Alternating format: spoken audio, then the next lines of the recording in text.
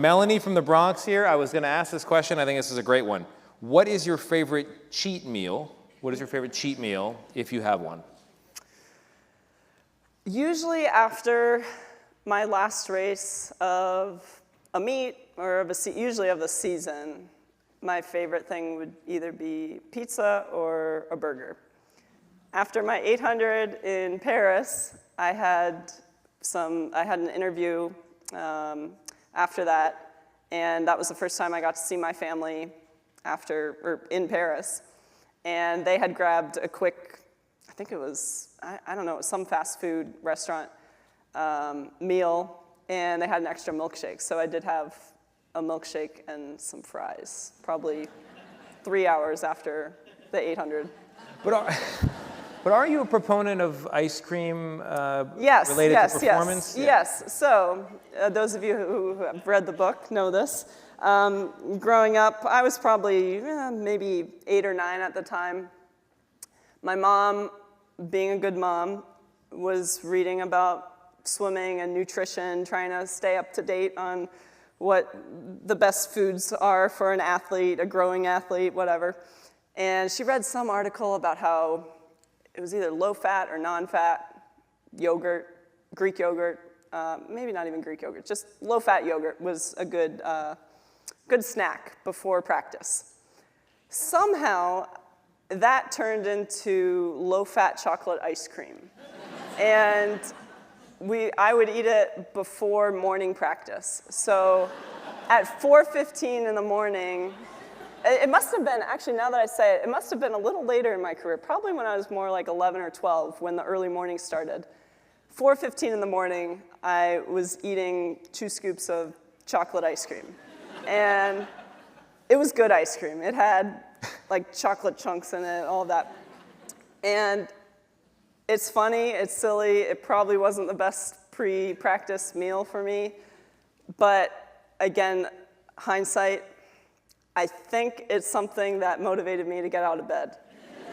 And I say that with complete seriousness, that sometimes it's not about doing everything perfect, eating everything that you're supposed to be eating, all of that. It's, sometimes what makes you happy, that's the best thing. I agree. My mom is super embarrassed that was included in the book. And that has been included in some of these conversations, because she feels like she's a bad mom because of it. But she's not. No. She is not. No, she's definitely not. On the subject of things that make you happy, and this is a little bit hard to contemplate, but looking into the future, a member of our audience wonders, have you thought about what you will do when your journey in swimming is over? Yes, I have given that some thought. I think, first off, I don't think my journey in swimming will ever be over, because I think at some point I'll hang up my competitive swimsuit. I'm thinking of my tier suit. I see my Matt and Joe and Rosemary from tier here tonight. Someday I'll hang up my competitive racing suit, goggles and cap, but I think I'll always swim. I love just the feeling of being in the water. Again, I think it's such a great sport for all ages, great exercise. So that's the first thing. Second thing, I think I always want to stay involved in the sport in some capacity.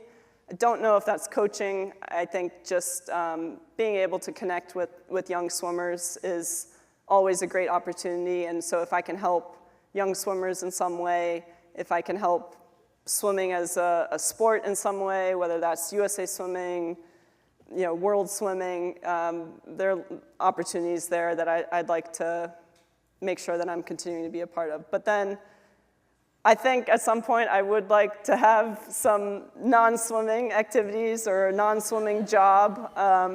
I've considered potentially going to grad school at some point in the future. Right now I'm thinking business school or law school, but that could completely change. I also might never go back to school. We'll see. I am very much still in the thinking phase on that, and if any of you have good recommendations, send them my way. Oh, you're going to be inundated. I'm happy that I get so many great opportunities, even while I'm swimming, to meet so many different people, and I'm thankful to many of you in this room for being there along some of those great times, so many memories from lots of different places. New York, I mean, this is pretty neat for me, given that my grandma Berta lived here for so many years. New York, such a special place for our family. I think she actually took a class here at the 92nd Street. Why she was a tremendous writer, wrote lots of essays and short stories, was a published writer.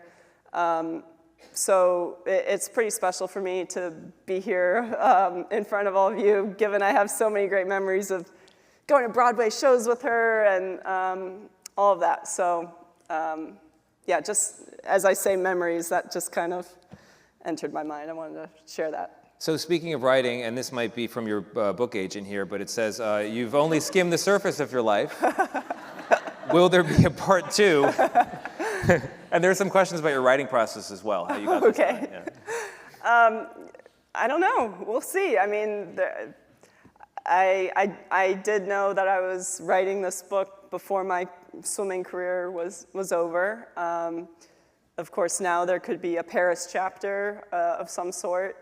But I really wanted to share this now because I felt like I do have so many stories over the years that I think can resonate with people. I think so many lessons from those stories, more importantly, that I wanted to share right now. So I just wanted to do it while it was fresh in my mind, while I could remember the stories, while my family could remember the stories, while I could still rely on certain family members to tell those stories. I got to visit my grandma Hagen in North Dakota last week. She's 98 years old, and it was really special for me to be able to come out with this book while she could still read it, listen to it. She listened to the audiobook.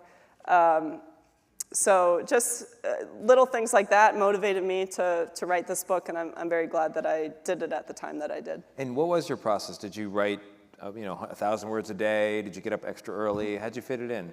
It evolved, in between practices, I got the work done. You know me, I set a goal and I work toward it.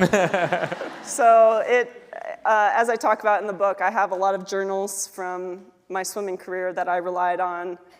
I have a lot of photos and emails and family history that I went through and reviewed with my family and those that are close to me. So yeah, it was really just trying to think of how I wanted to organize this, and I was happy with how it all came together. And really, in many ways, I felt like the acknowledgments were probably the hardest to write because there's so many people that have meant so much to me along this journey that I couldn't include every single one. But when I started working on that, I realized that in some ways the whole book is kind of my acknowledgement of those people that have been so impactful along my journey. It's beautiful on that point, actually. The book is structured with chapters that cover the different Olympic Games, but then also different family members. So you'll get a deep dive on each one, and each one contributed in a meaningful way to who you've become. This is a question that I'm kind of just interested to see what you're going to do with. Is there a gold medal, maybe the one around your neck, that was more meaningful or is the most meaningful of the 9 that you've won?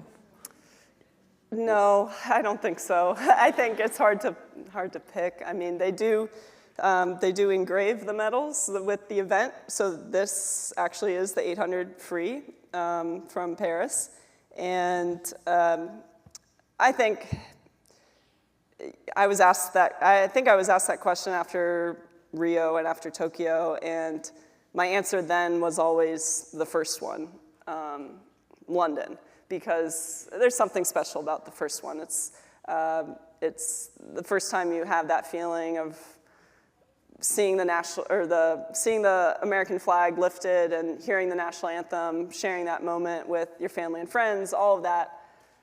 But now that I'm through with Paris, I think if I had to pick a second one, it probably would be the 800 in Paris, just given the weight that I kind of felt on myself, again, not from other people, but just knowing that August 3rd in 2012 was the day that I won my first medal.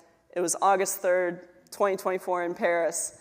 And it is kind of like your birthday, the first gold medal, where every year that date comes back up, you think about it. You think about that day. And again, I had always said that is the day that's the gold medal that is the most meaningful to me, most memorable.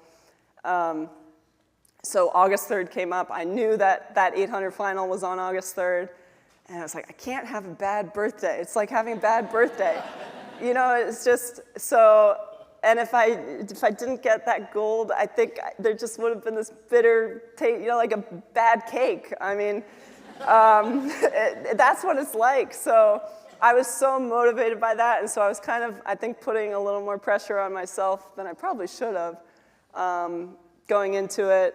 So just touching the wall, having that kind of relief. I don't like that. I don't like it when people say they felt relieved after a race. I hate to even admit it, that it was relief that I felt before the happiness, but there was a lot of happiness there in that moment. It wasn't even a time that I was super happy about, but just getting that gold and just all of the years that were wrapped up into that, I think made that one just very special. Yeah, no, I can understand it. I'm told here I'm supposed to remind folks that there are copies of Just Add Water on sale in the lobby, which is an opportunity for me to say that I've been coming here a long time, and 20 years ago, there was a guy who sold books and who would sneak in and then get kicked out and sell more books, and I was that guy. I was the bookseller here 20 years ago because I wanted to be at talks like this, and now I've been all the way down the aisle on stage with a book, and what a book it is. So thank you very much for having me. Thank you.